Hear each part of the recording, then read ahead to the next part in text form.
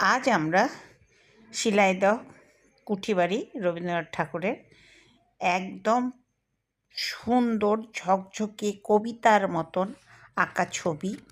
রবীন্দ্রনাথের প্রতিটা কবিতার মধ্যে, গল্পের মধ্যে তার বাংলাদেশে যতগুলো কুঠিবাড়ি আছে তার যে সে যখন আসতো প্রজাদের কাছ থেকে তার বিষয় সম্পত্তির খাজনা নিতে, তখন এরকম শিলাইদহে যে বাড়িটা আছে সেখানে বসে তার যে কবিতা, গল্প, সেগুলার অনেক স্মৃতি বিজড়িত এই ঘরটা, মানে বাড়িটা। আগেকার আমলের জানালা, দরজা, বেলকুনি এবং ছাদ, সিঁড়ি এবং তার ব্যবহৃত সমস্ত জিনিসপত্র সব মিলিয়ে একটা রবীন্দ্রনাথের সমস্ত স্মৃতি বিজড়িত জিনিস।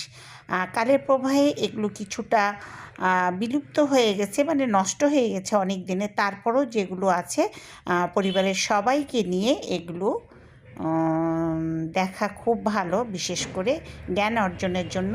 বেবিদের জন্য এগুলো জায়গা ঘোরা খুবই জরুরি, তারা অনেক কিছু শিখতে পারবে।